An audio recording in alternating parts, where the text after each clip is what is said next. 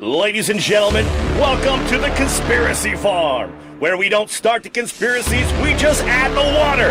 And now, your hosts of the most state-of-the-art, most informed podcast on the interweb, I present to you Pat Miletich and Jeffrey Wilson. Ladies and gentlemen, are you ready for war?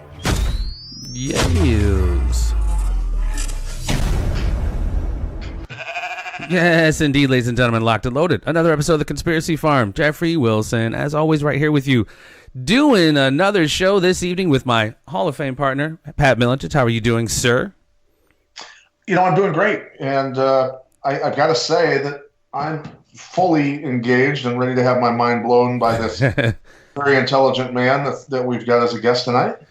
Yeah, as am I. I mean, beyond huge fan of his work. It spans many years, and going back to my days of listening to like Art Bell and just books, Fingerprints of the Gods, Chariots of the Gods, Erica Van Daniken. I mean, I've always been fascinated by just research which kind of turns the conventional thought on things like ancient civilizations and the origins of who we are on its head. And the gentleman we have today is very, very good at doing that very thing. Wears many of hats: architect, master builder, teacher, geological explorer, independent scholar, and all around just really, really cool human being from my show research. Ladies and gentlemen, Mr. Randall Carlson has joined us this evening. How are you, sir? I'm doing well, Jeffrey. Well, thank you so much for taking the time. I know. Glad to be on your show. Well, yeah, I hit you up yesterday, and usually it takes kind of a long time to kind of get people locked in, and you were like, hey, I've seen the Conspiracy Farm, familiar kind of with what you do a little bit, or you became familiar with what we do, and I appreciate you lending some of your expertise to our program this evening. Well, I hope I can live up to your expectations. I'll try to do my best impression of an intelligent person. Oh, come on! Like I said, my show prep has been pretty thorough, and hours and hours and hours have been have transpired gone by of just listening to you and all of the just amazing information that you have to dispense, sir. And I find it again so very fascinating. But if you don't mind, before we get into the nooks and crannies of all of this, what sparked your interest? Why this particular field? Why this path of geology, etc.? What was the bug that bit you, sir? You know, Jeffrey, I've been asked this question before, and usually my response is just I think it was a conspiracy from the time I was born and raised in rural Minnesota, with all the effects of the Great Ice Age right in my backyard, basically. And getting really interested, I've always liked the outdoors. I've always been interested in how things work. So when I look around and I see hills and lakes and big boulders, a big boulder sitting in our backyard that didn't belong there, things like that just kind of piqued my interest.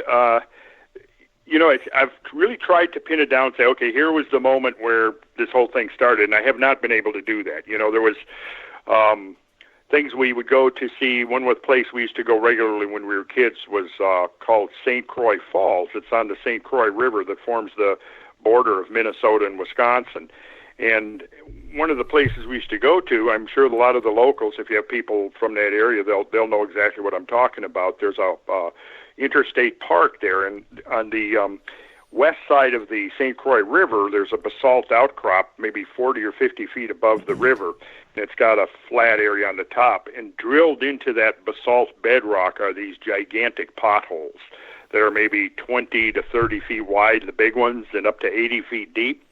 And those potholes were drilled, like I just said, they're well above the modern-day river, St. Croix River, but those potholes were drilled by what is called colks, which colking is a process that occurs in really turbulent currents in large floods. And essentially what they are is they are like the underwater equivalent of tornadoes. And they are literally vortices, high-intensity, high-energy vortices that form in very turbulent water. And these potholes were drilled by this colking phenomena. What it'll do, it'll pick up rocks, and then it'll spin those rocks at a high rate of speed and literally form like a drill. And it can, that's one of the things that I've learned that you look for when you're trying to trace out the path of these gigantic mega floods.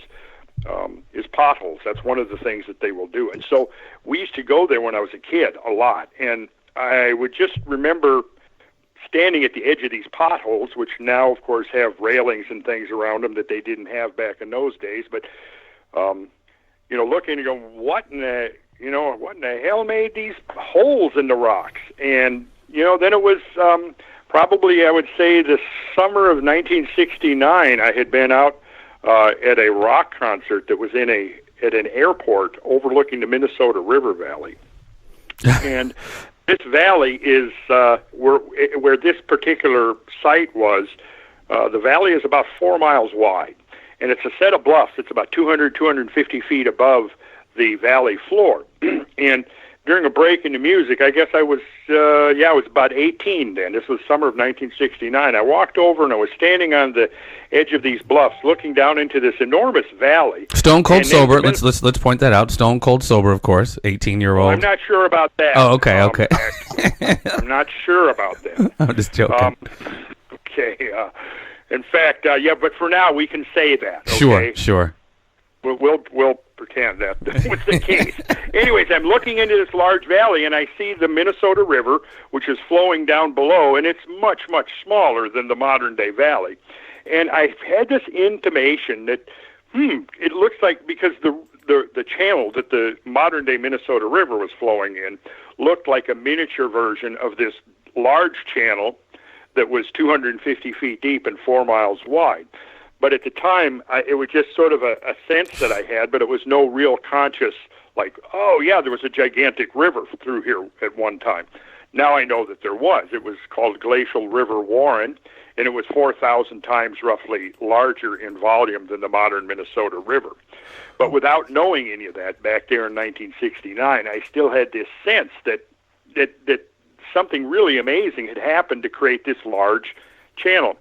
The following summer, I spent the whole summer, from early summer right up until probably late fall, traveling around all the western states, Colorado, Utah, Wyoming, Idaho, Montana, Washington, Oregon, and mostly camped out the whole time, hiked and camped out.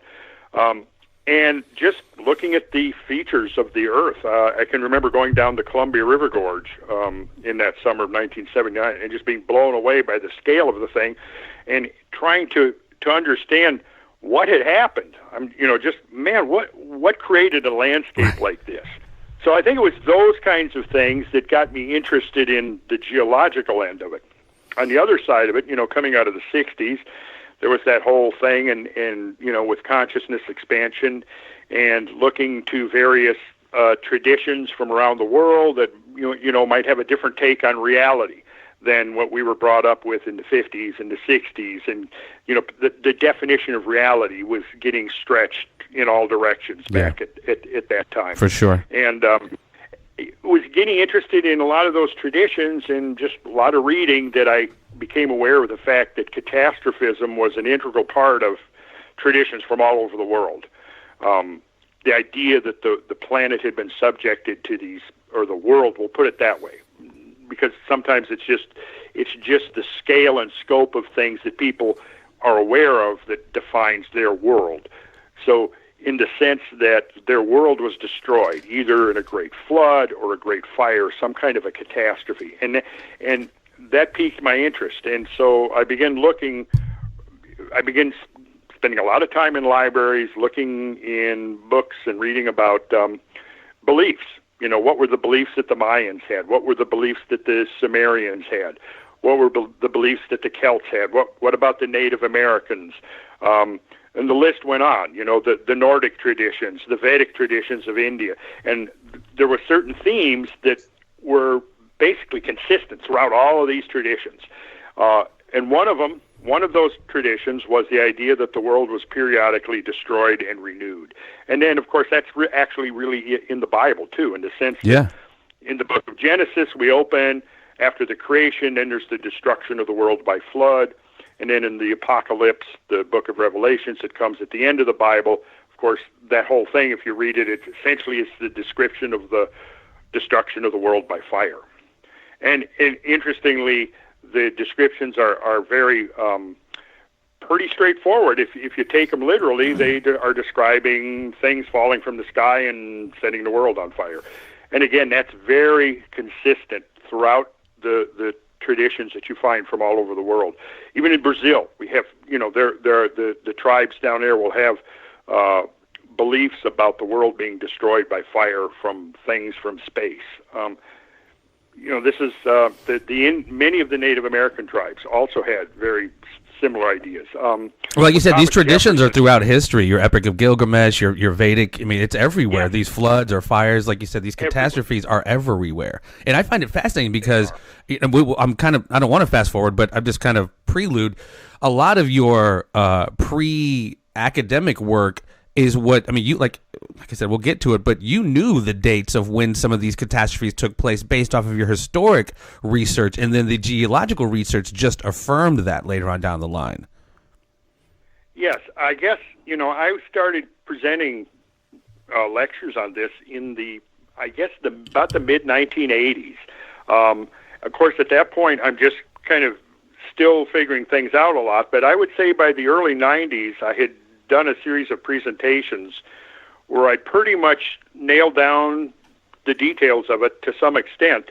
There's in 1996, I presented 5 lectures at Warren Wilson College, which were recorded, by the way, and we have those, and we're going to get them transcribed, actually.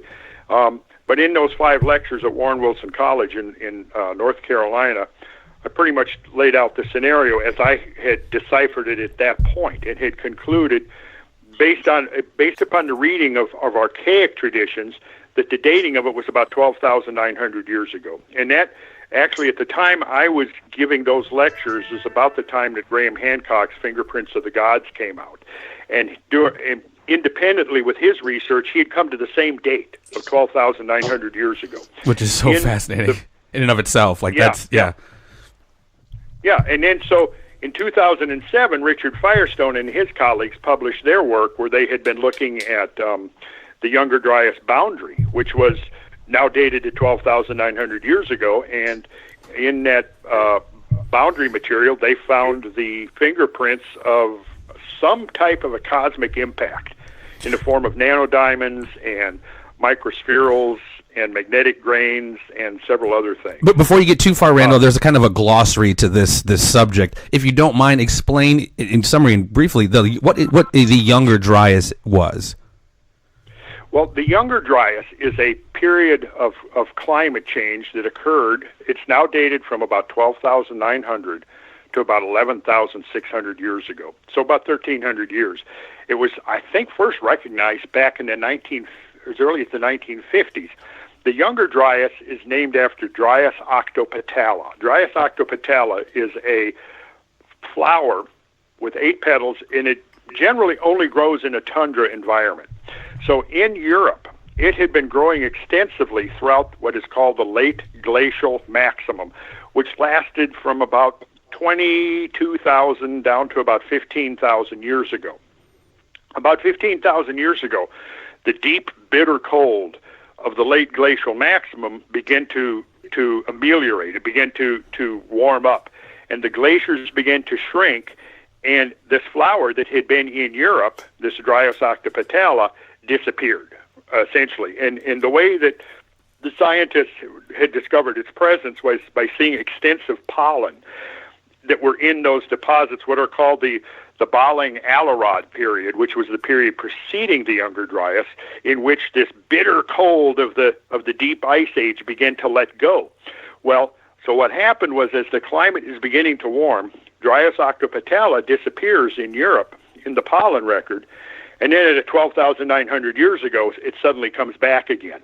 So because of the fact that it reappeared, they call it the Younger Dryas, because there was an older Dryas that happened about 3,000 years earlier that essentially the same thing happened. There was an older Dryas and a Younger Dryas. Okay. So the Younger Dryas was this shift, and it was associated with a lot of other things too in the interim since that time.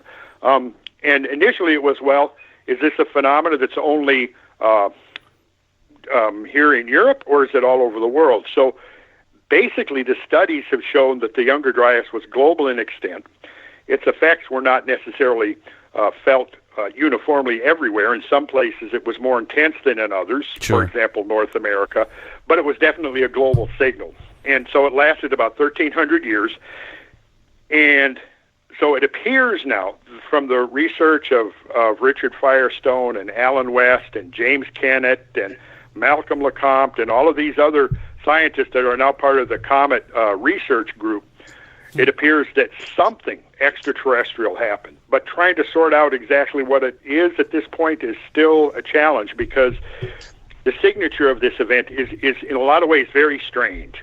And the critics of the idea have seized upon this fact that there are these almost inconsistencies in the signature. In other words, they're looking for a clean signal saying, Right. oh yes, it was an asteroid of this type, or it was a comet of this type, and it's not coming clean. It's showing, in fact, some of the critics have said, well, what you're talking about is some kind of a Frankenstein monster, and therefore, we're going to dismiss it. I, on the other hand, am thinking, yeah, we're looking at something that's like a Frankenstein monster, but it's very real because of all this other stuff that happened at the same time. The melting of the ice sheets is very difficult to explain. The decimation of the great megafauna that inhabited the planet, particularly, in North America. Think about this, Jeffrey. In North America, at the end of the last ice age, there were more species of large mammals than you find in Africa today. There were 4. I mean, think about this. Who really stops and thinks, well, not so long ago, there were 4 species of elephants in North America. You just don't think about that kind of stuff. That's our previous guest we were just having on. I just had on a native of Zimbabwe, said the exact same thing before we went on air, that there were different species levels of these megamonsters. And they were all much bigger. Say it again, Pat. And they were all much bigger. Yeah, exactly.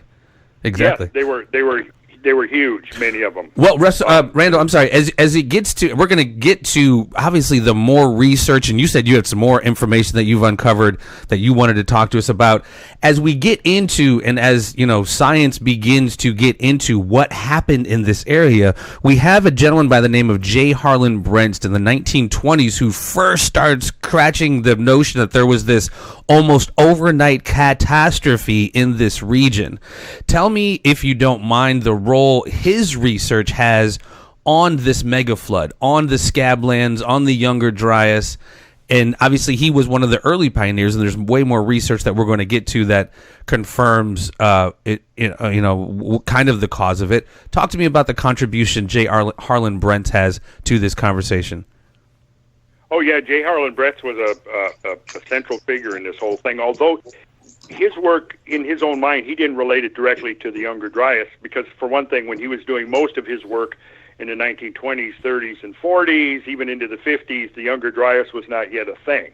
So it's only later now that we may be trying to connect these things. However, what Brett did do was he broke the mold, if you will, in the sense that what I would call the uniformitarian mold, because that was the dogma of the early 20th century and the late 19th century, was that everything happens slowly and gradually and uniformly, one drop of water, one grain of sand at a time, and if you deviated from that model of global change, you are a heretic. Yeah. And what's interesting, when you go back to the founding days of geology, all of the great founding fathers of the geological sciences, pretty much all of them were catastrophists, until we get to the mid 19th century, and we find Charles Lyell and James Playfair and Hutton, and that particular group basically were the ones. Hutton was the one who came up with the idea of gradualism, strict gradualism, and then Charles Lyell is the one who really is more responsible for getting it instituted as part of the academic version of Earth history that was established by the late 19th century. So now you have a couple of decades go by. There's no dissent from the idea that everything is extremely slow. And then you have J. Harlan Brents come along in the early 1920s, and he publishes this paper in 1923 in which he proposes that this feature in southeastern Washington called the Channeled Scablands was formed by these gigantic megafloods that had swept over the land and ultimately down the Columbia River and out into the Pacific Ocean. And basically he was skewered by his contemporaries. Although, interestingly, the Journal of Geology at the time had a very open-minded editor who was willing to publish heretical ideas like Bretz's. So Bretz's work did get published, and there's a whole series of papers that he did from 1923 up. Actually, his last paper was 1969. And so basically what he did is he spent all of his summers traveling with some of his students, his graduate students, back and forth on foot and by automobile mostly, back and forth over southeastern Washington, documenting the evidence for this gigantic flood or floods. At that time, he was still thinking a single flood. And he was attributing that single flood to some kind of an inexplicable rapid melting of the glaciers immediately to the north that were covering the Canadian Rockies and British Columbia. But he could not provide a cause. He couldn't provide other than saying, well, there was some type of rapid melting, and then his critics came back and said, well, there's no agency that could trigger that scale of rapid melting necessary to produce floods on the scale you're describing, so therefore there were no floods. And that's pretty much where it stood for quite a number of decades until finally the work of another geologist named J.T. Pardee, who had been working in the mountain valleys of western Montana. When his work got brought into the discussion, it made Bretz's work seem more acceptable, because what Pardee did was, looking in these mountain valleys in western Montana, he had seen evidence that there had been a huge body of water there. And actually in 1910, just out of graduate school, he did his first paper, and it was called Glacial Lake Missoula. And he described what he saw there, which was the floors of these valleys had lake bottom sediments, which are very distinct. And then on the hillsides and the mountainsides, he found shorelines. And these shorelines, say in the area around Missoula, Montana, were almost 1,000 feet above the valley floor. Because of the proximity of these shorelines to Missoula, and Missoula being perhaps about in the center of this complex of lake basins, the flood, the lake got named Lake Missoula.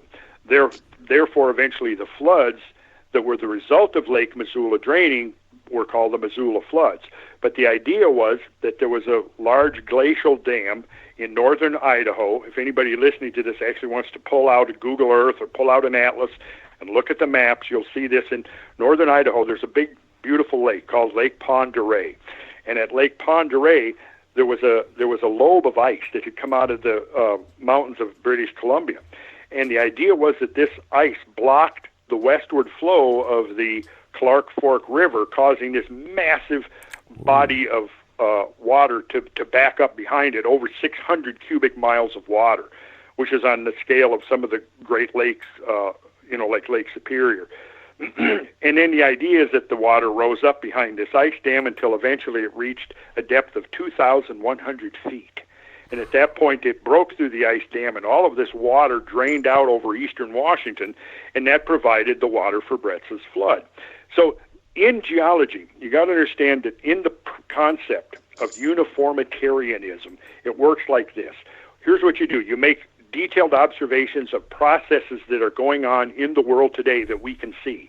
And that might be a river eroding its bank. It might be wind blowing dunes across the desert. It might be the effects of a heavy rainfall. It might be a landslide, a volcanic eruption, a tsunami, anything that we can actually witness today.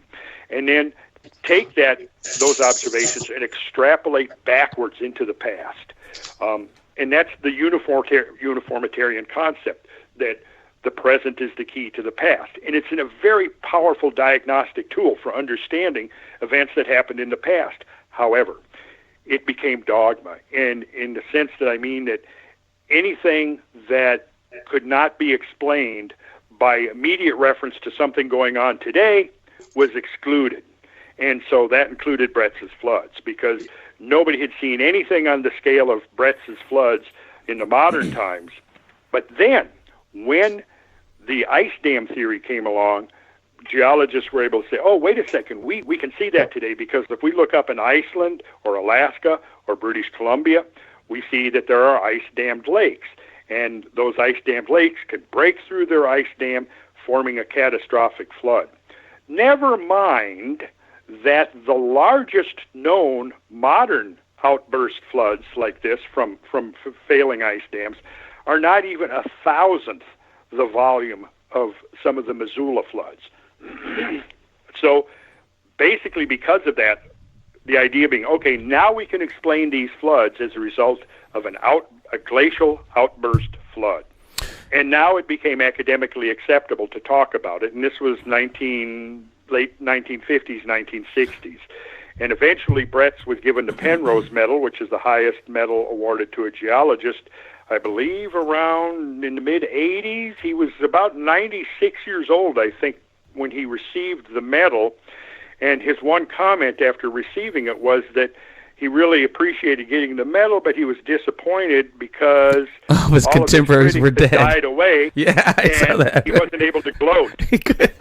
I found that so funny, which is true. I mean, better late than never, quite frankly. But I find it interesting, sir, because many years ago, I forget when it was, and I'm sure you're familiar with it, a PBS documentary on the history of the mega flood or something to that effect, and their reasoning for the Scablands and the major flood was basically like you're saying, basically huge glacial ice dams, but at the base of them, high pressurized cooled water essentially went through fissures through the glaciers, and slowly created heat and friction and created this explosion, and then you have what we now know was what it was. But what are your thoughts on that assessment of we're going to get into what you guys think was the reason for or you and others think what is the reason for the water and the disruption, but what are your thoughts on that theory?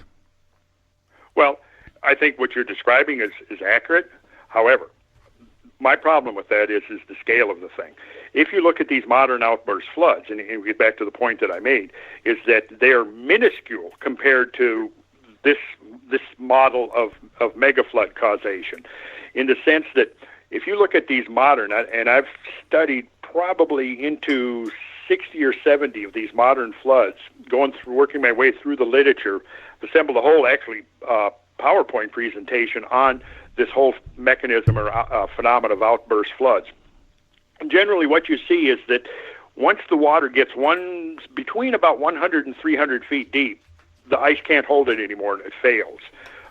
Because ice is a porous medium. It's permeable, and water under pressure can percolate through. I mean, if you think about dam construction, one of the things that has caused some of the great dam failures in recent history is water percolating through a permeable substrate, which means you've got bedrock around the dam, and if it's permeable and the water can flow through it, it does exactly what you just described. Initially, it's a slow process, but then it increases exponentially, and eventually it becomes catastrophic. This is how the Teton Dam in Idaho failed in 1976, was through water percolating through the dam. And if you asked an engineer, a civil engineer, if you could actually build a reinforced concrete dam across a valley that was 7 miles wide and retain a hydraulic head of 2,100 feet, he'd say, no, it's impossible. But that's basically what geologists are assuming, that you have ice which can do this. Now, ice is filled with crevices and tunnels, interstitial cavity network. Now, you start filling that lake up, and once it hits 2,000 feet in depth, which we know it was 2,000 feet, we know the water was 2,000 feet deep there in western Montana, because the high water marks are on the mountainsides, that far above the valley floor. Okay, when you're at that depth, you're over 960 pounds per square inch. That's an incredible amount of pressure.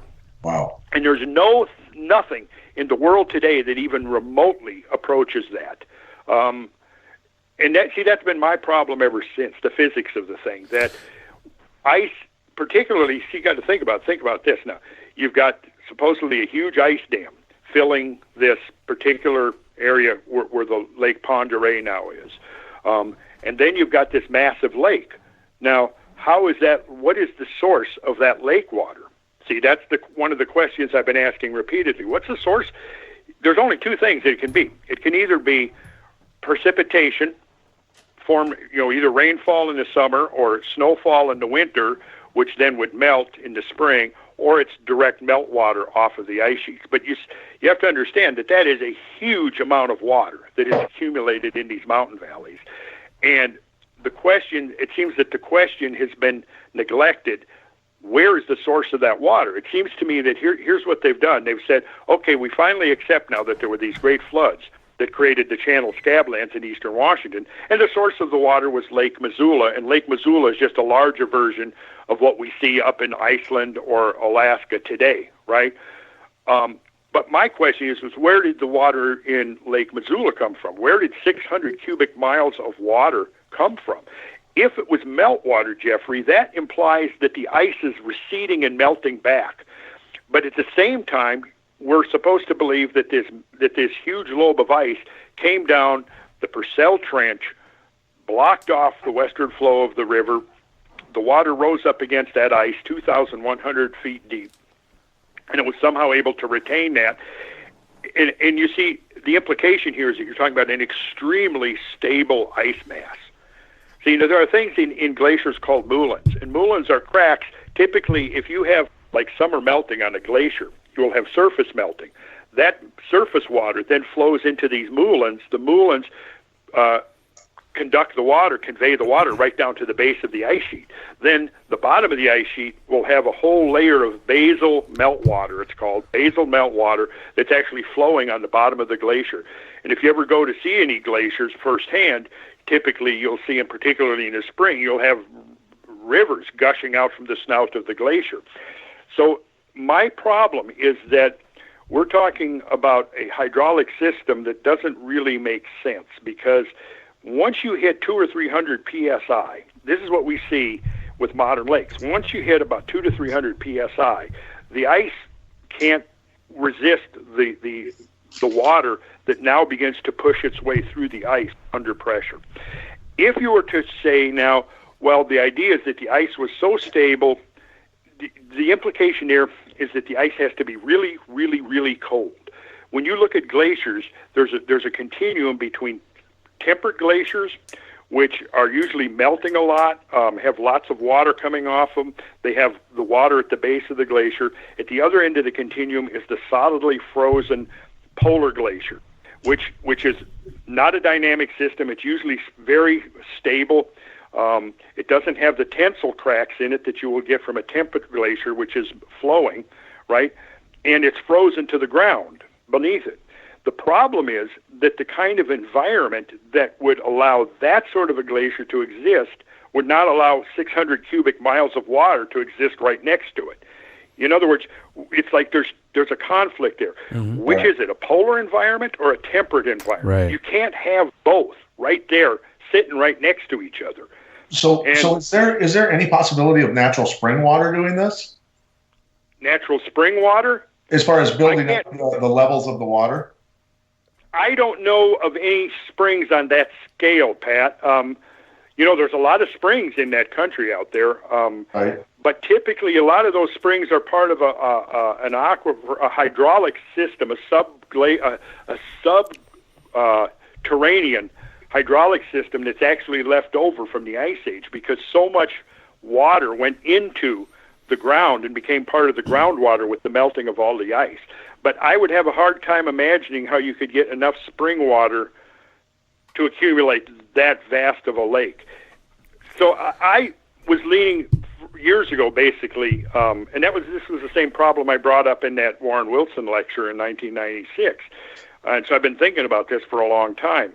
Right. And what I've done is I've made quite a few. I mean, I guess with me and my one of my friends and colleagues, Brad Young, we've been tracking the mega flood landscapes since about 1997, 98, and we've been going typically 2, 3, or 4 excursions a year tracking, because you see these giant floods have left very distinctive imprints in the landscape. And so last October we spent a couple of weeks up in British Columbia. It was our third trip to British Columbia. And so basically what I think is that we have to look beyond Lake Missoula. That I'm not saying that there was no Lake Missoula. I'm just saying that we have to look for the source of the floods beyond Lake Missoula. That Lake Missoula was an interim, if you will, sort of a giant temporary holding pond, and that the water ultimately came from British Columbia because there were enormous amounts of glacial ice over British Columbia at the end of the last ice age, called the Cordilleran ice sheet. And it was so much ice that it pretty much buried most of the whole Rocky Mountains were nothing, only their peaks were sticking out from the ice. That ice is now gone. Wow.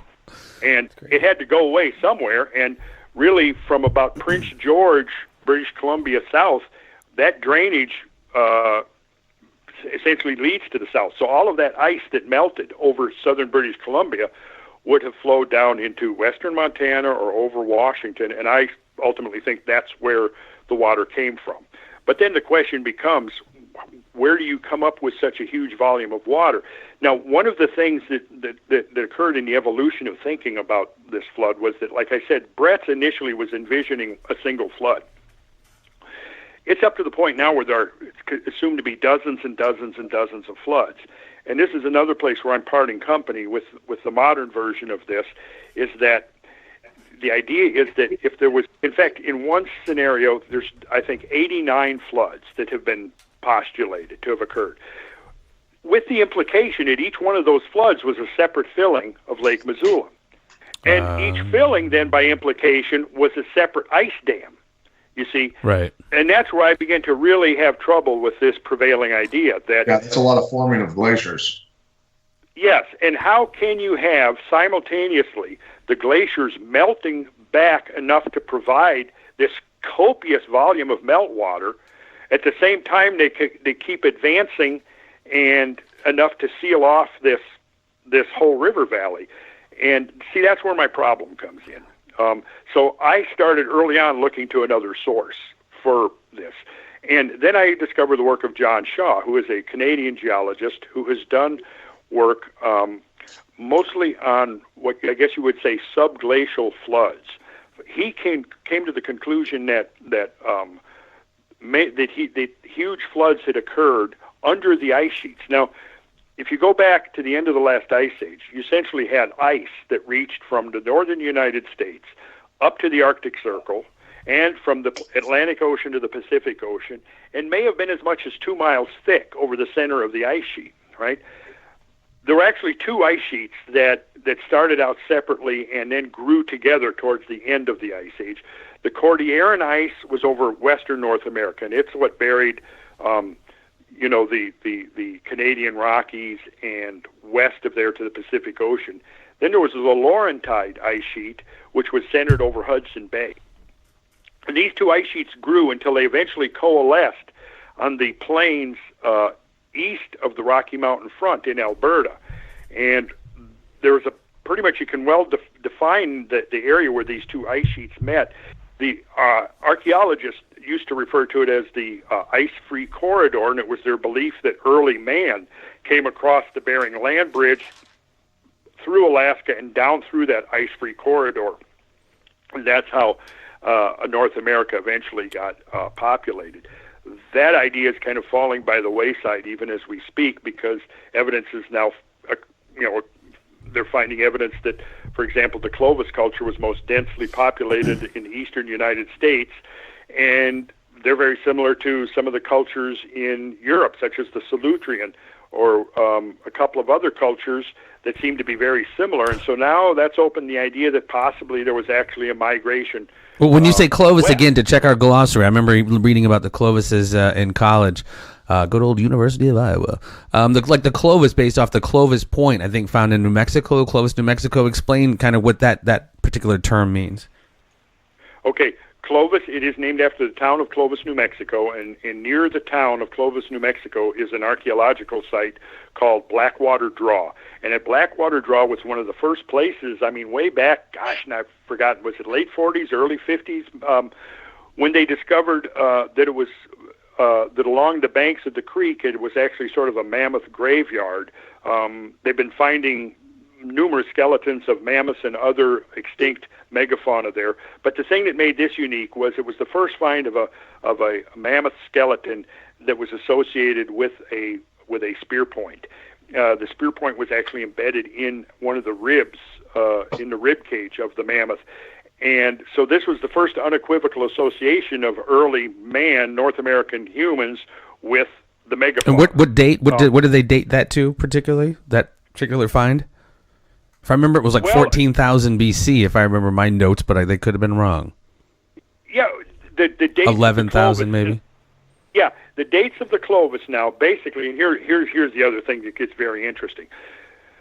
They appear very suddenly, around 13,400, 13,500 years ago. The Clovis points, the Clovis toolkits, and the artifacts of the Clovis were very distinct. For a long time, Clovis were believed to be the first. So sort of the dominant idea was Clovis first. The Clovis people were the ones that came across the Bering Land Bridge, which, essentially when all of that ice was accumulated on the continents, it pulled the water out of the ocean that made the ice, and that caused the ocean levels to go down about 400 feet. So that exposed the whole land mass that connected Siberia to Alaska, and would have allowed migration not only of animals and plants, but humans as well. But, does it have to be mutually exclusive? I mean, could that have happened as well as other migrations? Because I know that's the conventional wisdom. Yeah. I remember in Western Civ, everybody came over on the Bering Strait, et cetera, but could it not be a mix of more than one thing? Yeah. Yes, I think that's exactly what it's going to end up being. I think it's going from a very simple model of Western Hemisphere colonization to a much more complex model. And I think the more complex model is much more realistic. But the Clovis was the race of people that was associated with the very end of the Ice Age. They were known to have lived during the time of the extinct megafauna. They were the ones who essentially, in some of the scenarios of what caused the extinction of the megafauna, was blamed upon Clovis hunters, which is something we talk about, which I don't quite, I don't buy into millions that. And millions of you put in the name. I don't think so. Yeah. So, but here's the interesting thing, Jeffrey. The demise of the Clovis culture is now dated right at 12,900 years ago.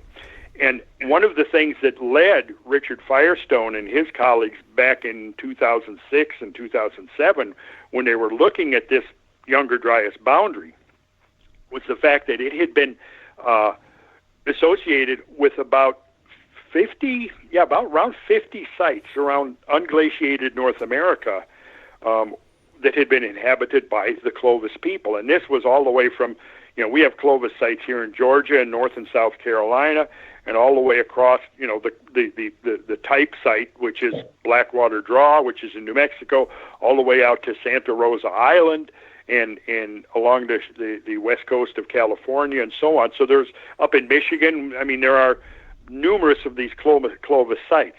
At about half of them, C. Vance Haynes, who is an archaeologist, and several others had written about the fact that at many of these Clovis sites, there was what they called a black mat layer. I was going to ask you about that. Yep.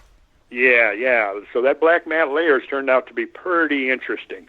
The thing that seems to make it black is the high amount of carbon, which suggests a lot of soot. And it was in 2007 when Firestone and Alan West and Kennett and these guys first published, because what they did was they went in and they decided to take a closer look at this black mat layer. And that's when they found evidence of some type of an extraterrestrial event. So this gets to the larger question, and I was going to ask you. already kind of walked it down to the path there. Like, what caused this immediate or this release of water? What was it that the black mat answers a lot of those questions? Continue, sir. Well, okay. So the black mat seems to be associated with several things. One of the things that they noticed was that the evidence of the Clovis culture was found below the mat, but not above it. And the megafauna remains were found below the mat, but not above it. And also it marked this extraordinary climate change that occurred very abruptly. That takes us back to the original question that we started talking about, which was Dryas octopetala, and this sudden shift of the warming Earth back. So what happened was, when this shift occurred, like I said, the climate had been warming. And so because the climate had been warming, the ice sheets had begun to melt back at this point, right? So then what happened is that 2,000 to 3,000 year stretch of gradual, gentle warming was suddenly reversed. And the planet plunged back into the full glacial cold. The dating of that event, which was, based upon mostly the studies of pollens and the shifting of plant biotas in Europe and North America, was confirmed when ice cores were extracted from Greenland in the late 80s and early 90s that also showed, based upon oxygen isotope analysis, that there had been this major sudden shift in climate. And so that major sudden shift in climate is dated by the glaciologist at 12,900 years ago. It's dated by the pollen scientists and the botanists who are looking at these plants in Europe and North America, same time. The extinction of the megafauna, same time. And now you have this black mat that seems to be demarcating the difference between the previous world and the world that came after it, because it was the world that came after was very different. Excuse me, just to interject, because I don't want to keep you too incredibly long. The Pleistocene mortality graph, is there in any way, does this coincide with what we're talking about with the black mat? Oh, absolutely. Absolutely it does.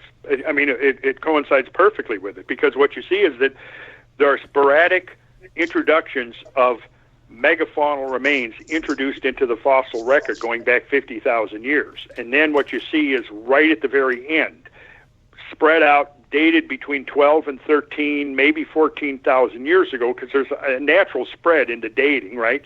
You have this huge spike of mortality and then after that spike is over, boom, they're gone. Many of these species have been around for hundreds of thousands, like in the case of mastodons, several million years. And boom, now they're gone. So, it's like the curtain came down and the Clovis culture disappeared. The megafauna bit the dust. There was extreme climate changes. There was the deposition of this black mat layer. And then at the base of the black mat layer is where the impact proxies start showing up. The nanodiamonds and the magnetic grains and the microspherules, the exotic platinum group metals such as iridium and platinum. Iridium, is the metal that was found at the Cretaceous Tertiary boundary that first clued in scientists back in like 1979, 1980, that possibly the dinosaur era was terminated by an impact. Something from space. I just want to interject one thing. Yeah. In regards to how this impacted human beings and obviously the lost knowledge of actually what the hell happened, because obviously there was a lot of knowledge that we used to have that we don't. It's being rediscovered somewhat, but obviously most of it was lost, it seems to me. But modern man, go back how long? 150,000 years as being proven by right? Yes, by finding of fossil remains that are dated to that are modern human remains, 150,000 and older. Right, and so with the amount really up to I think the oldest one now is pushing 200,000 years. Right, up to 150 is actually conservative. Yeah, 180 or something like that. Whatever. Yeah. So how? What percentage of humans survived? Have they figured that out? Through all of these catastrophes and things like that. 12,900 years ago, when all this stuff happened, there was, as you said, felt worse in some places than others, but the vast majority of human existence was wiped out, I'm assuming. Well, yeah. See that here, and here's the thing, Pat. When you begin to understand how extreme these changes were, you can concede this point that there may have been things going on culturally that we have no idea of. Right. Because let me put it this way: if events of that scale were to happen today, now, absolutely 1,000 years from now, you would have trouble proving that we had ever been here.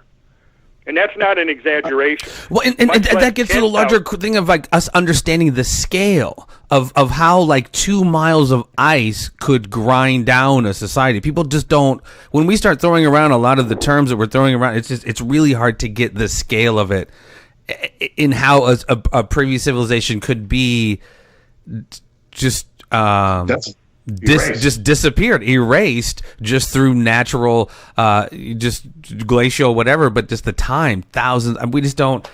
I just don't think we understand the time and the scale of all of this kind of conversation.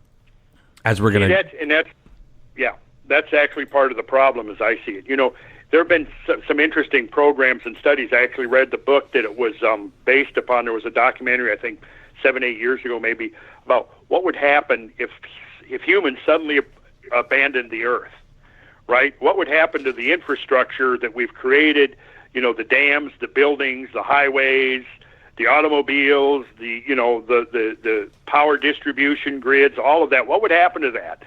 And basically it went through how really within 1,000 years, it's already well on its way to being gone. 10,000 years, basically, what they concluded was the only things that you would be looking for to indicate that we were even here would be the Great Pyramids in the Giza Plateau and Mount Rushmore. Now, that's basically just with the normal decay and erosion and destruction of things, you know, that goes on under the normal rate. Right. If you throw a couple of catastrophes in there, even something, you know, not even on the scale of what we're talking about 13,000 years ago. Just that's a big only going to knock everything down to get it started, right? Say that again? I mean, just a big earthquake to knock everything down to get it started would. Yeah, exactly. That's an earthquake. Yeah, fires.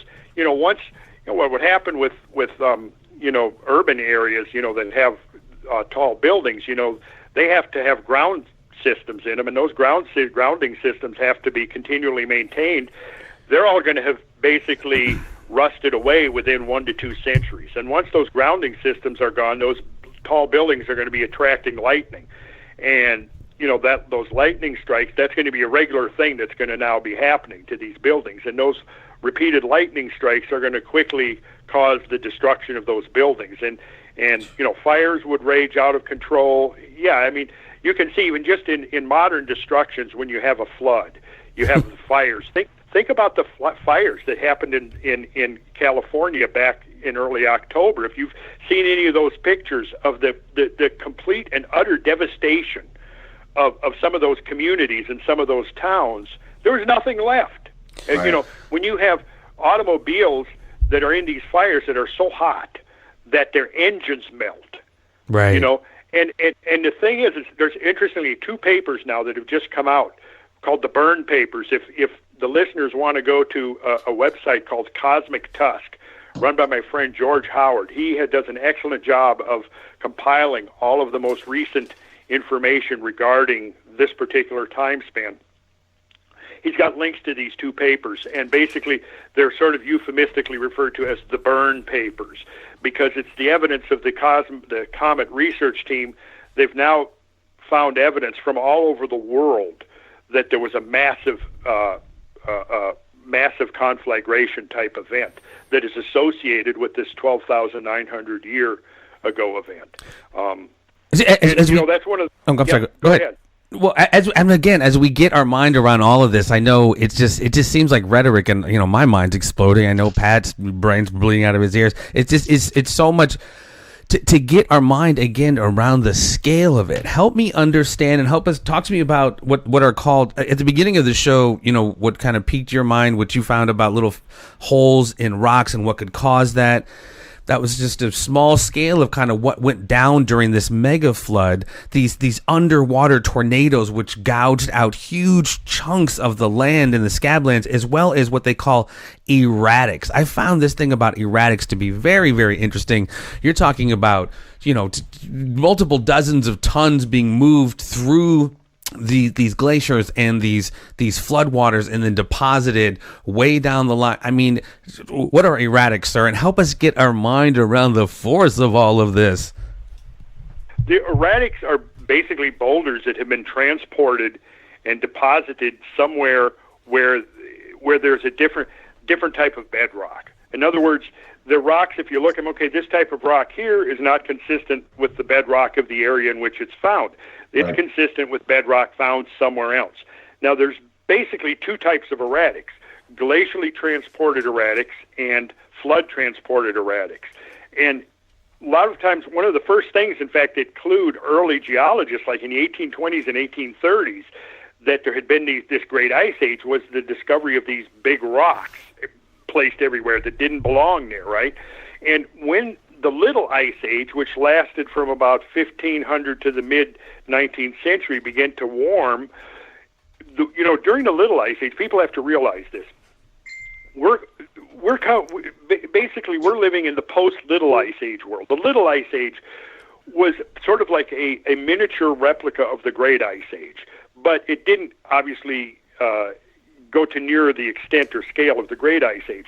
But what it did was it allowed observers to see what would happen when glaciers expanded, because during this Little Ice Age, from 1700 to 1800, glaciers worldwide grew to the biggest they had been since the end of the Big Ice Age, right? So when the warming, the post-Little Ice Age warming began, which, by the way, we're still in, when that began in the early 1800s to mid-1800s, the ice began to recede back. And one of the things that it did was it left these big erratic boulders in its path. So these early observers were able to look at this and go, yeah, we see that the ice had actually quarried these big boulders and moved them down and dropped them. And then when the ice melted back, it left these boulders. So that was the first definition of erratics. But now we have to understand that during some of these melting events, huge boulders got conveyed. And in Washington State, there are probably 10 or 20,000. I don't even know the number because the number is huge.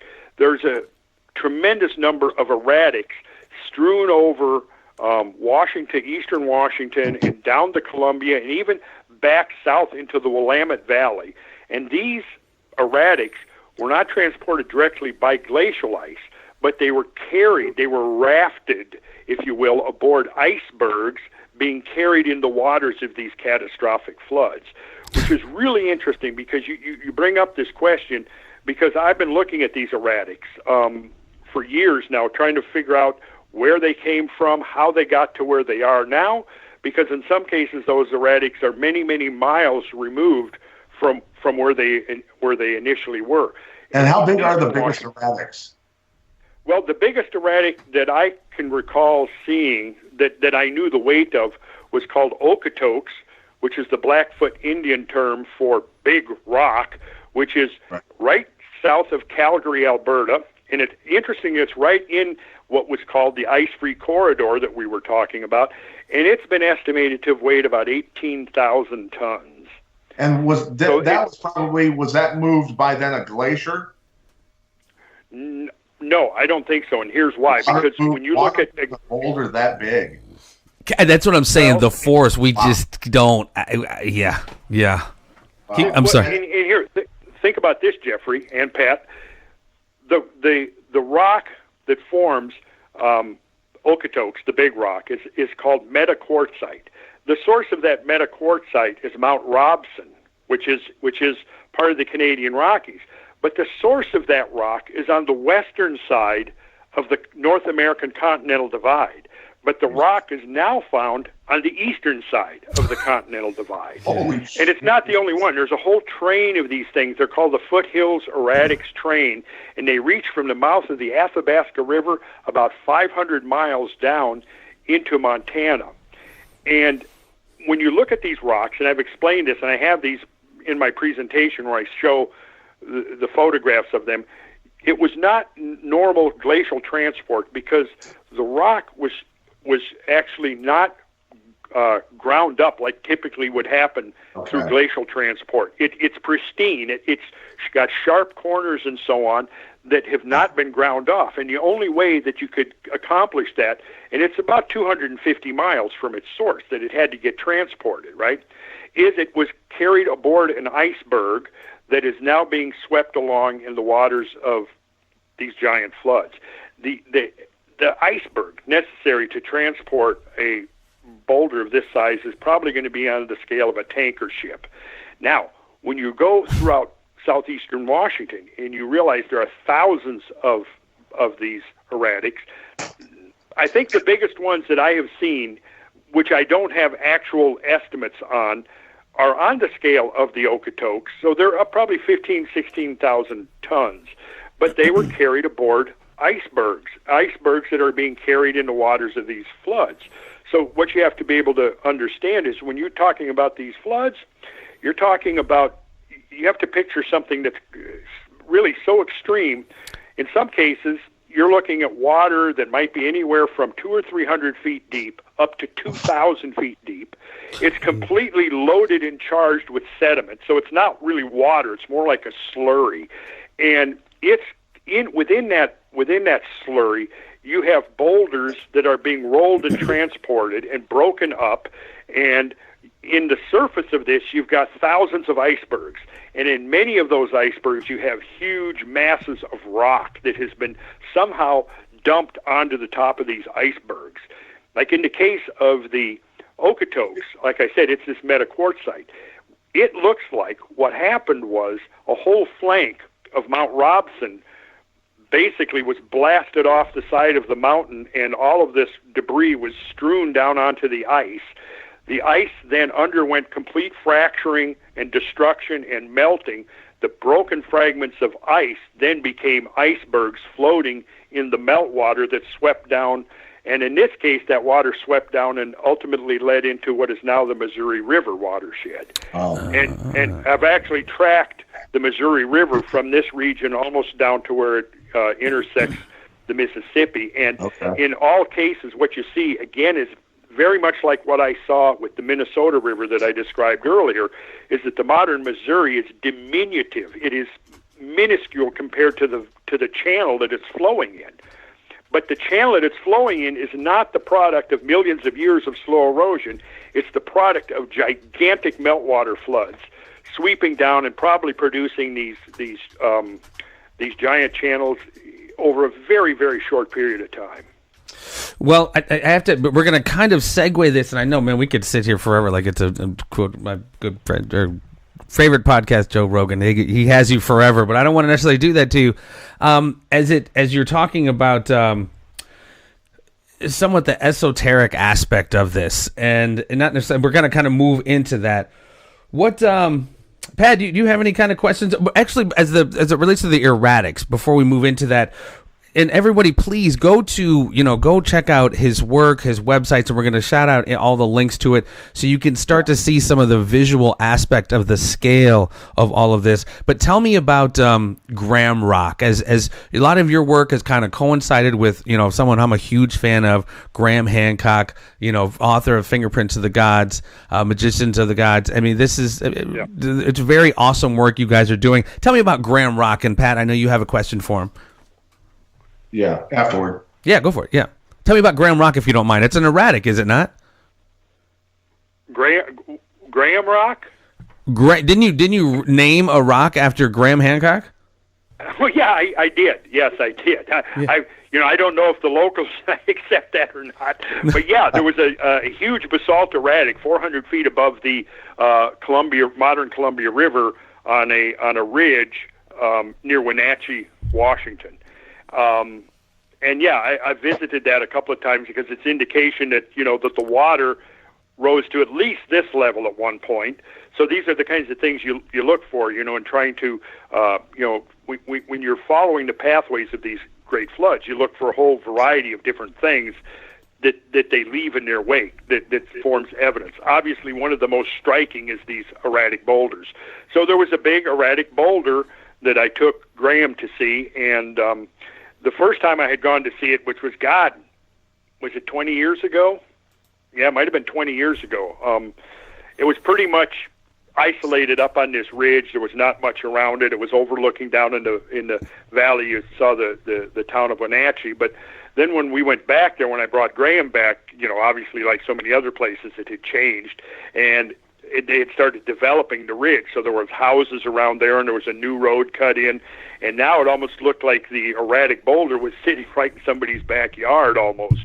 But Then there was a no trespassing sign there, which obviously wasn't there 20 years ago, right? So said, well, I guess we can't go climb up on it. And then next thing I know, I kind of turn around and there's Graham up on top of it. So I took some pictures of it, and ever since then I've been referring to it as Graham Rock. So I love that. The folks who were with us on the trip know exactly what I'm talking about. Well, that picture's available, is it not? Isn't that on? Isn't that? I think it was. Oh, probably somewhere. Yeah, I've kind of lost track of some of. Yeah, but I think that picture is actually. Where did you see it?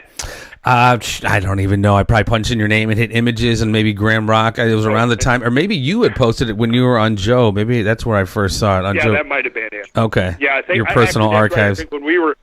I think when Graham and I were on there together, I made a point to show that picture. Yeah, to say, now this is what Graham does. He goes in where he's not supposed to be to, Well, that's kind of a metaphor for your careers, man. You guys are shaking stuff up in places you're not necessarily supposed to be, but this is where the truth is coming from. Go ahead, Pat.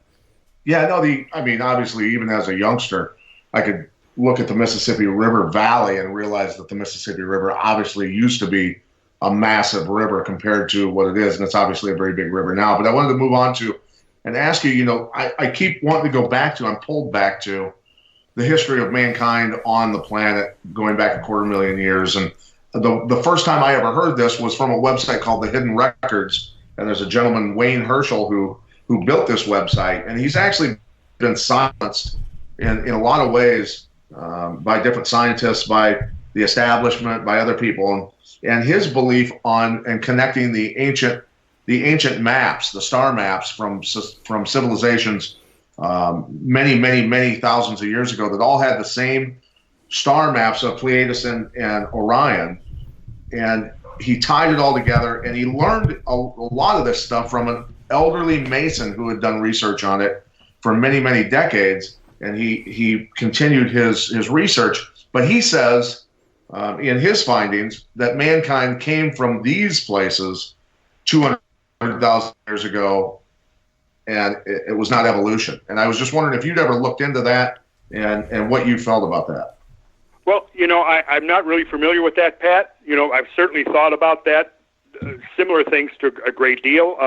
And knowing now what I know about how dynamic this planet is, I can easily understand that there have been multiple catastrophes that have happened in the tenure of humanity on planet Earth, multiple catastrophes. The one we've been talking about appears to be the granddaddy so far. But, the thing about this that we were talking about earlier, if an episode like that, if we had a replay of the Younger Dryas boundary catastrophe today, basically that would pull the plug on modern civilization, and we would be right back in the Stone Age. We wouldn't go extinct, but we would, our civilization. It'd be a setback for sure. Extinct. It'd be a setback. And probably safe to say the folks in the Midwest, the flatlanders, so to speak, wouldn't exist anymore.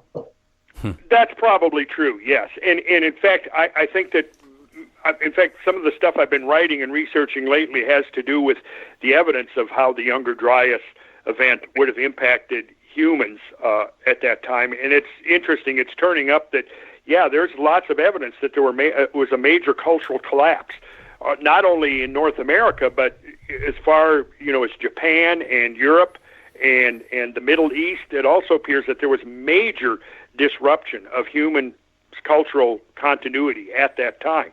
Now, there are so many, and this is where Graham comes into the picture. Graham realized a long time ago that our conventional models of history just didn't explain everything. There was a lot of things that just don't fit within those traditional models, those, if you will, the 19th century model of human history, where you've basically got this exponential curve where you've got untold thousands of years of barbarism, and then it suddenly begins rising up with the Industrial Revolution.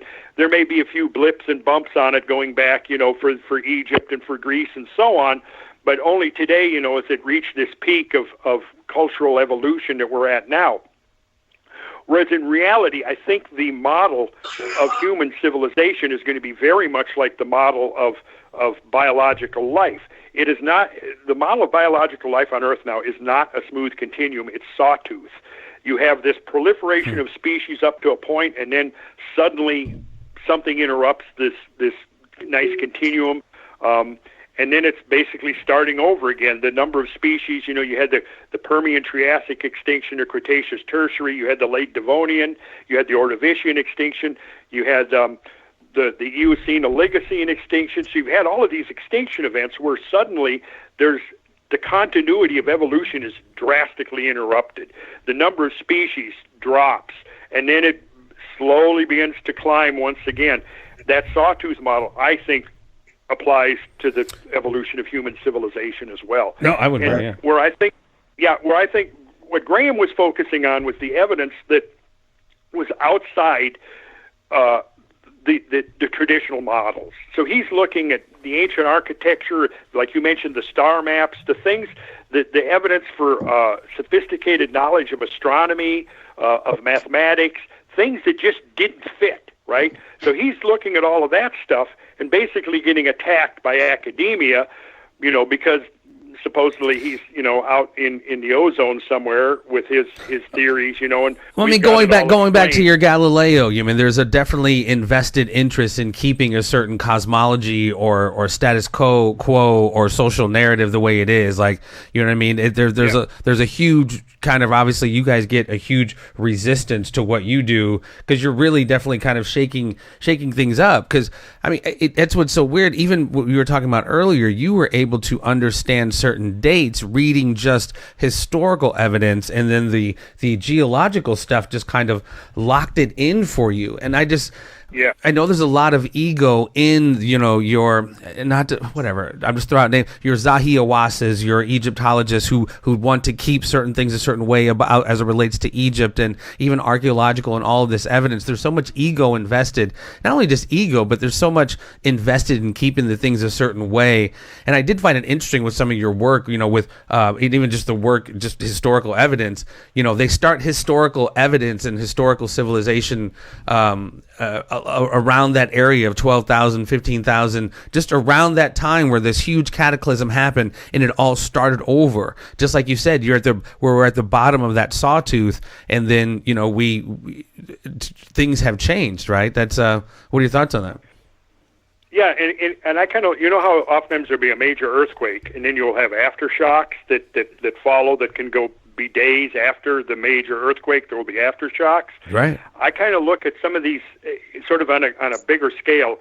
There was this major event that happened at the Younger Dryas that shook the framework of the planet, literally shook the framework of the planet. We now know, seismologists are looking at some of the fault lines and going, yeah, there was a major slippage of this fault line at the end of the last ice age that might have led to 10 or 11 on the Richter scale earthquakes. There's evidence that there was massive volcanic eruptions that occurred in some of these flood layers, in the back flood areas where the water was stilling. You find thick layers of volcanic ash that show that there was major volcanic eruptions that are occurring at the same time. Yes. So, when it goes back to that black mat, it's verified through, that geological evidence. And then, like you said, finding that glass, that nuclear, all of that, the iridium. Yeah. I mean, there's something that definitely occurred. I mean, and it's clearly worth looking into. And as you said, from a disaster standpoint, we are supposedly at a low, like we're at a catastrophe low as it relates to the larger standpoint of like geological catastrophes. Talk to me about that, if you will. Talk to us. Well, yeah, okay. And then kind of what I was saying about aftershocks, I think the last 10,000 years we have seen a number of aftershocks there was an aftershock at 8,200 years ago that caused a major blip in the climate record. There was another aftershock, if I would call it, around 6,400 years ago. Another one at about 4,300 years ago. I even look at the Little Ice Age as possibly being a type of aftershock, that the planet is still reeling from that event of 13,000 years ago. Even what rolled us into the Middle Ages, it was supposedly metaphoric Middle Ages, Dark Ages, but that was supposedly on the heels of another possible... Yes. between 536 and 544 AD, there was a whole slew of things that seemed to have happened all at once that basically led to the final collapse of the Roman Empire and basically 300 to 400 years of Dark Ages. And then only with the advent of the medieval warming period around 900, between 900 and 1000 AD, did culture sort of start picking up the pieces and moving forward again. You know, it took 150 years of warmth after the Dark Ages to produce enough food and enough wealth in European society that they could undertake the great cathedral building era that actually began in 1130 AD. And that's a whole other story. We could spend the whole discussion on that incredible phenomena that happened in the Middle Ages. Well, I was just going to ask you, kind of. I mean, looking at some of your, I mean, whatever, show prep is awesome when it comes to topics like this. And something I saw you do, you held up a clock, and you're like, you guys, this is one of the most symbolic things as it relates to, you know, what we're talking about here. You know, the celestial processions, et cetera, broken up into 12, whatever you want to call it, hemispheres, if you will, and then moving into like these larger esoteric kind of Middle Ages, the role of the Holy Grail, King Arthur, etc. If you don't mind, what are your thoughts on explain kind of how that's related to larger things, the Holy Grail, you know, our clock, the Knights of the Round Table, 12, etc. Some of the not numerology necessarily, but yeah, if you feel what I'm asking. Yeah, I know what you're asking. Yeah. Man, yeah, it's juicy stuff, Jeffrey. I got it is. That's why I love it. Well, the Grail, I don't know if you've ever read, and most people these days have not actually sat down and read any of the translations. I don't read French very well. I've tried to read some of the French, Chrétien de Troyes and others, but I usually will take, I've read through most of them, the English translations, tried to go back to some of the original etymological origins of the terms and words used, even the word Grail itself, where that comes from and what that means. But yeah, so basically what you've got describing in there is the onset of the Dark Ages. A catastrophe engulfs the kingdom, which is the kingdom ruled by Arthur, and its center, its center of rulership is Camelot, and the kingdom falls into, as the result of this catastrophe, the kingdom, which is wealthy and healthy and productive and fertile and fecund, it all of a sudden becomes a wasteland. So the whole story about the Grail is basically looking for the antidote that's going to cure the ailing landscape as well as the ailing king, because each of the stories is different, but in some cases it's Anfortas, in other cases it's King Arthur, in other cases he has no name, he's just known as the Fisher King. But the idea is the same, that this king becomes disabled, he gets sick, he becomes wounded, the wound doesn't heal. There's variations on the story, right? At the same time, the kingdom, the land, falls into ruin. It becomes a wasteland. And the quest for the Grail is the knights are going out and they're looking for the remedy, the antidote that's going to cure not only the ailing king, but the ailing land itself. And if you go through, I mean, to talk about the Grail, it's so idiosyncratic and so detailed that, it's difficult to really get into it to any extent just in a couple of minutes. Sure. But I think the idea there is that they're talking about a catastrophe that actually what we were just talking about, because if you look at the stories, King Arthur was killed at the Battle of Camelon, which is usually dated at 539 or 540 AD, right? And now whether Arthur was a historical figure or not, he probably was a historical figure that then served as the basis for erecting this whole mythology around. But in any ways, traditionally the Battle of Camelon is dated at 539 to 540 AD, which is where Arthur met his demise, right? Well, that falls right in this window that I just mentioned earlier, 536 to 544 AD, where now it's been documented that there was a major downturn in the climate, and several like dendrochronologists were the first ones who noticed this, who saw that. I think it was Mike Bailey who wrote a book maybe 15 or 20 years ago where he first documented, he'd been looking at tree rings going back to 536 to 540 AD, right in that window.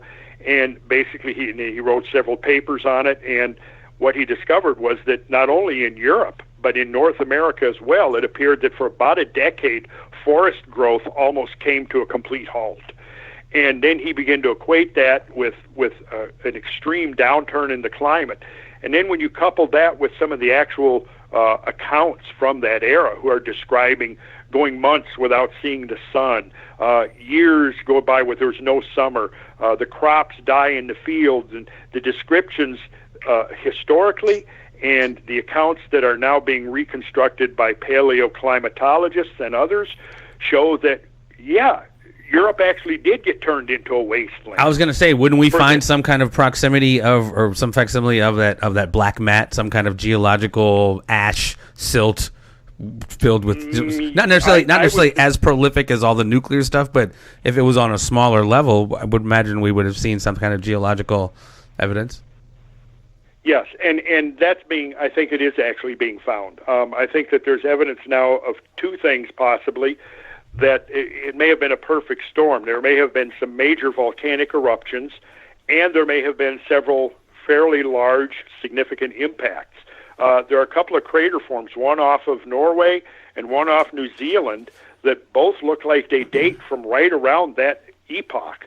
And there's also discoveries of volcanic ash that appears to date from that epoch. So it may be not a single event, but I'm sure just as Pat is able to identify, a lot of times when you lose in the octagon, it's not because you get knocked out with one blow, but you get beat down by multiple blows. And I think that sometimes we have to look out, it's a knockout punch, but at other times, it's a series of impacts that cumulatively finally puts things down.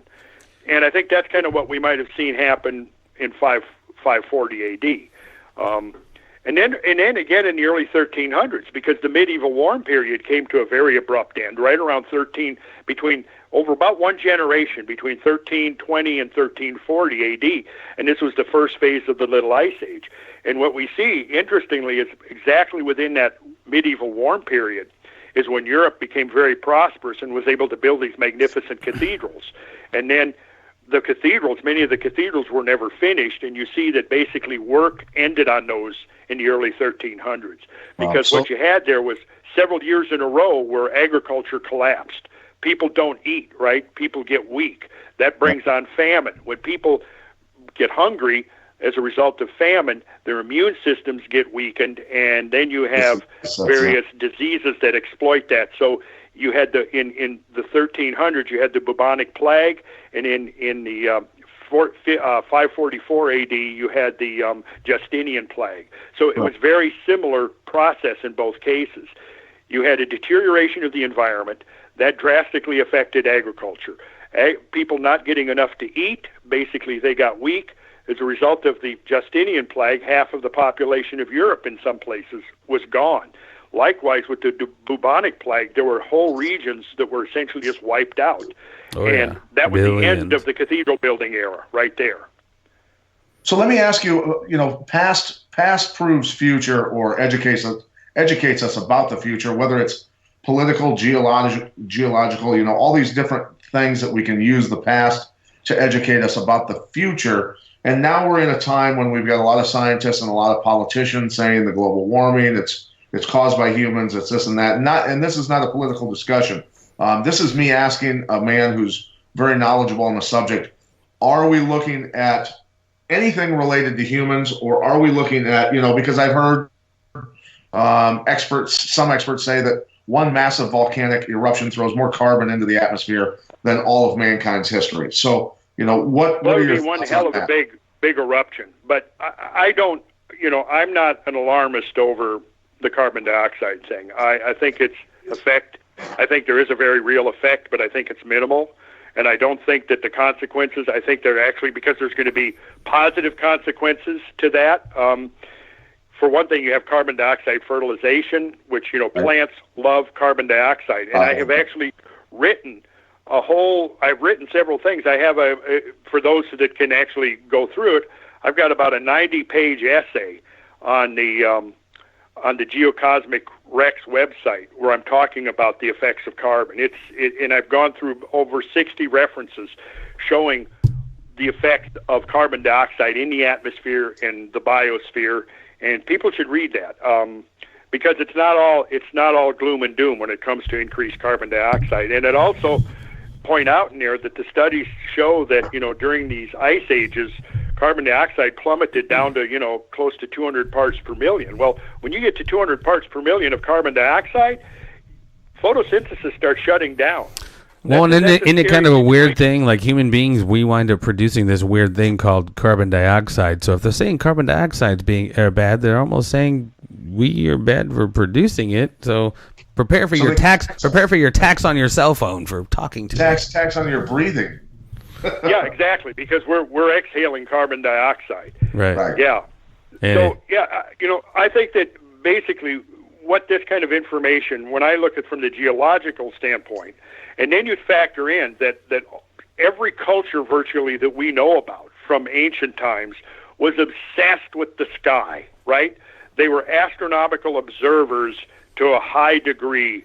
They were tracking the precessional cycle. They were tracking the motion of the sun and the moon and the visible planets to a high degree of accuracy. They were doing this all over the world.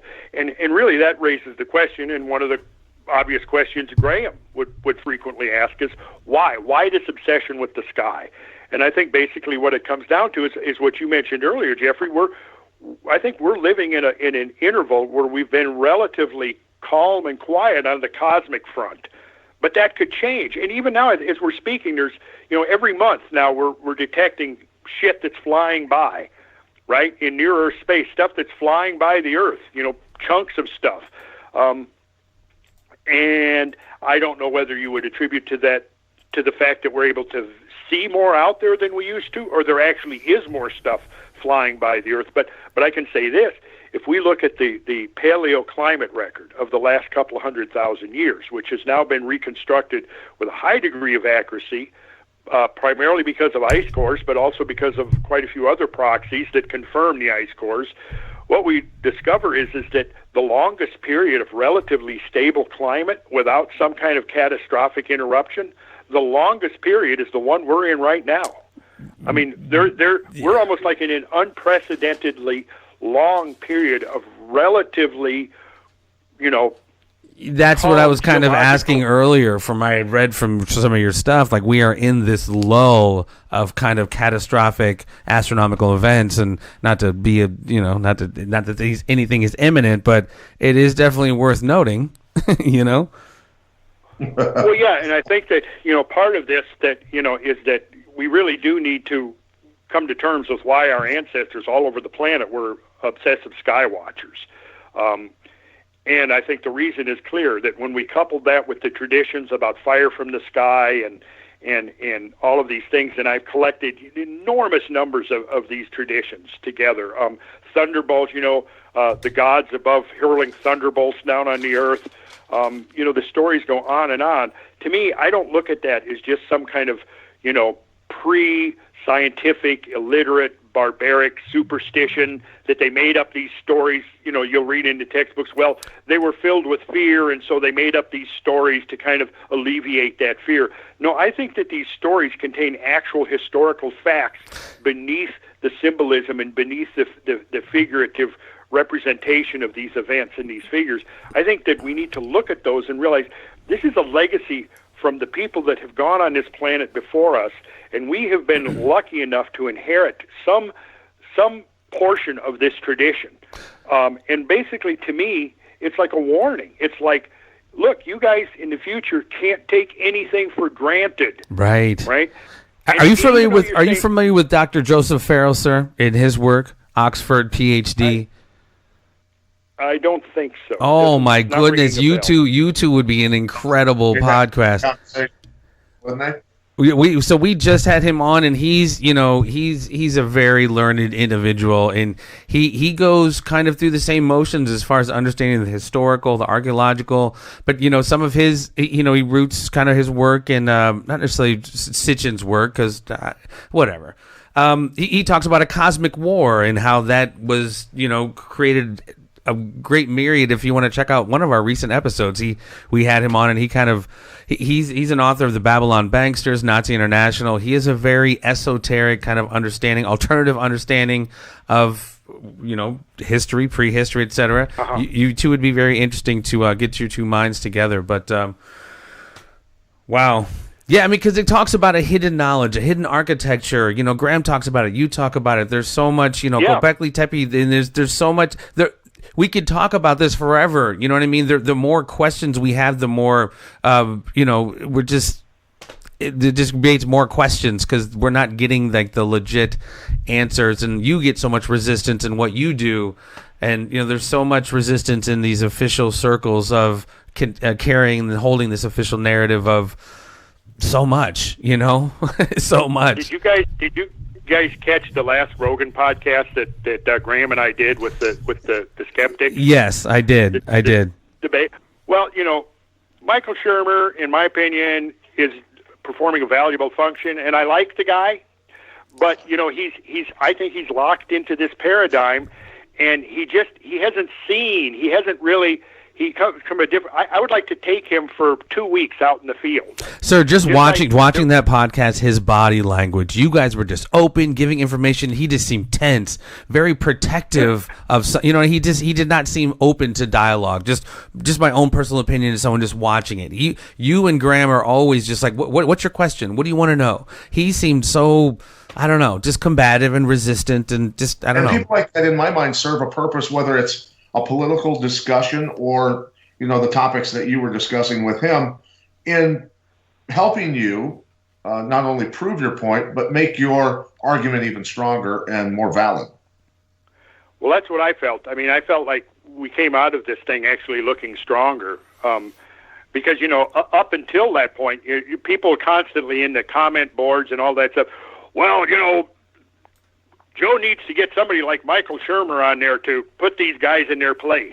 That kind of thing. There was a lot of that. What will honestly, what will happen? I'm sorry, Rand. I don't mean to cut you off. And what will continue to happen is the same thing that happened when Zahi Hawass met Graham Hancock, and I think it was maybe Anthony West in that dialogue. In Zahi Hawass, the head of Egyptology and her former head of Egyptology in Egypt, melted down, wouldn't even talk to him. I mean, that's the behavior of somebody who just doesn't want to talk openly.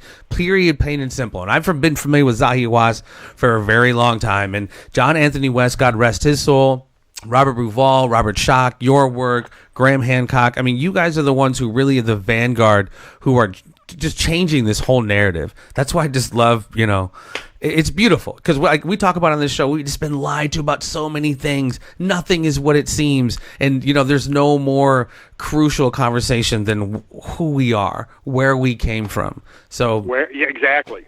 All of it. Well, like the geologists say that the present is the key to the past, right? Well, I extend that and say that the past is the key to the future, in reference to the remarks that Pat made earlier. Right. That we can look to the past and realize that, hey, maybe there was something to what the ancients were talking about when they believed that all of this stuff was cyclical. And if that's the case, then we really need to think that, well, maybe we're in that interval within the cycle where we can actually create a civilization.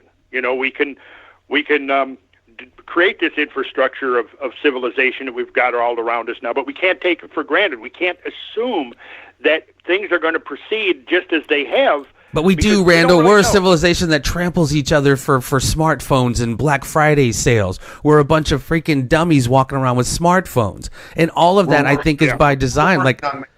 We're doing our best to extinct ourselves. It just doesn't make sense. Like, these conversations, like, we're the weirdos, but I don't know. Maybe we're not the weirdos. Maybe, I don't know. I've always believed in waving my freak flag high, as David. Thank you, sir. Oh. Absolutely, devout outcast. But whatever, we do what we can, and I can't begin to thank you so very much. I know it's late, man. You're East Coast time. You said I don't want to keep you up too much later. Again, thank you so much. Where can we plug any? Where can we find you, sir, in your work and what you do? Okay.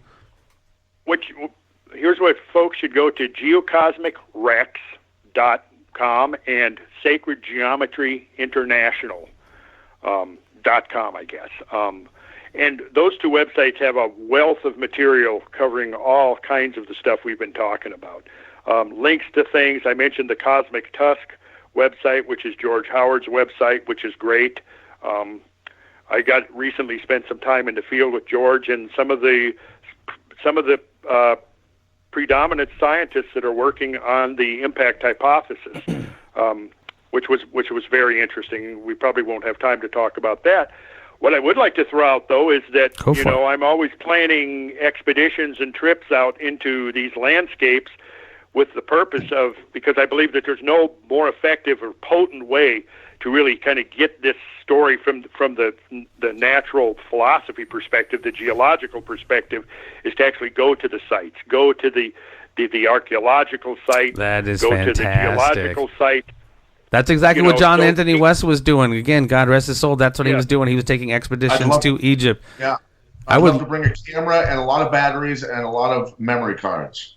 Well, I mean, Pat, as we take this show on the road, man, tell me this is not another stop, man. This would be amazing to see. I mean, wow, I would love it. Oh yeah, it would absolutely love it. You guys think about next summer, and we'll stay in touch. And because like I said, I've tried to go on 2, 3, or 4 trips every year, and I tell you, some of those have been mind-blowing, if I do say so myself. I mean, just this conversation, just the words are mind-blowing, sir, but when you get a visual, it just really helps take it to the absolute next level. So having this as a background and a frame of reference absolutely helps. And I suggest everyone, please, I'm not hating, go check out Russell Carlson, Graham Hancock on the website he mentioned, on Joe Rogan's podcast. They go way, way deep into it in all the different videos. I mean, Pat, can we say whose podcast? Can we say where you're going to be next week? Yeah, go ahead. I mean, I don't think he'd get angry about it. Well, no. Well, Pat's going to be on Joe Rogan's podcast next week. Finally happening. The New York Yankees of championships as far as MMA with militant fighting system. Pat's going to be on Joe Rogan's podcast. Hope they're going to talk about fighting and this and a bunch of other things. We'll talk some MMA, but I love to talk my passion of geopolitical and domestic policy stuff and things like that. And he tends to do that. Well, throw that out. It would be awesome. I've been fantasizing this about ever since the first time I went on Joe's show, which was I would like to get Joe out for a week to see these landscapes himself, because I tell you, it'll be as mind-blowing as any psychedelic drug he's ever done. I'm surprised he hasn't. He's a busy guy. Joe Rogan with you would be amazing. Well, yeah, let's have a party in Grand Coulee. Yeah, absolutely. That sounds Grand Coulee. Yeah, that was the other thing I was going to ask you. Let everybody see here. You're dropping glossary. Not everybody knows about. What is that? The Grand Coulee. Grand Coulee. What is that? Before we let you go, because that's another huge thing. Okay. Grand Coulee is a gash in the earth. It's 52 miles long. It varies between 1 and 5 miles wide and is about 1,000 feet deep. And it was cut probably in a matter of days or a couple of weeks by one of these gigantic floods that came and swept over eastern Washington. And it's a magnificent feature, and it really exemplifies the power of these mega floods that I've been talking about better than just about anything else. It's really an awesome thing to see. And of course, it's just one out of many, but it's one of the most spectacular. It's got the Dry Falls, which is the extinct waterfall cataract in it, that utterly dwarfs anything on the planet today. And it's one of the places. Whenever I take a new group out, it's one of the first places we go, because I want them to see that and experience Grand Coulee, because it really begins to put things into perspective. And well, Pat, this sounds like a vacation. Go ahead, Pat. No, where is this precisely located? Okay, it's in eastern Washington, Grand Coulee Dam, which is the largest concrete dam in North America, is named after it. I'm sure if you Google it, you'll easily be able to find it. Just go into Google Earth and hit, type in Grand Coulee, and I'm sure it'll take you right there. And you'll be able to kind of get a sense of it just by looking at it on Google Earth. It's a magnificent feature. Well, are you looking at looking at it now? Yeah, I'm doing images and stuff. And nothing will do it visual justice, ladies and gentlemen. As we sit here in this world and engage in this extreme tribalism that could absolutely be the cause of our demise, let us pump the brakes. Think about there are events that could go down that will humble us in an absolute second. Like he said, extraterrestrially, we need to stop with the bullshit. Check ourselves, ladies and gentlemen. We have way more in common than we have different. Believe me, when these kind of things go down, we're not worrying about who's Republican or Democrat or Crip or Blood or whatever your freaking affiliation. But believe me, these things will humble you in an absolute heartbeat. Randall Carlson, man, thank you so very much. I've been looking forward so much to this conversation. Pat, any closing comments, my friend? Yeah, just a pleasure. Thank you very much for being here, sir. Oh, thanks for having me. I enjoyed it too, and we will stay in touch. We will be in touch. I said, and hey, if you guys want to do this again in a month or two, let me know. You are up for it. More than welcome back here, and we will definitely get something going on to get that way, because there's nothing like the visual to add to what we've been talking about here. Great, and Pat, give my best to Joe when you see him. I will certainly do that, sir. I'm sure he'll be happy to hear that we had you on our show. Yeah, tell him I'm looking forward to getting back out there probably in the spring or whenever he wants to talk about it, because there's a lot of new stuff since the last time I was on there that we could talk about. Beautiful. Fantastic. Yeah, each one teach one, ladies and gentlemen. Randall Carlson, beautiful human being. Continue your work, continued success. Wow, my mind's blown. Pat Militant, love you, brother. Thanks, Jeffrey. Until we talk soon. Peace, Likewise, everyone. man. All right, stay tuned. There will be more. Good hanging with you, Pat. Absolutely. Thank you, sir. All right. So long, guys. See ya. Bye.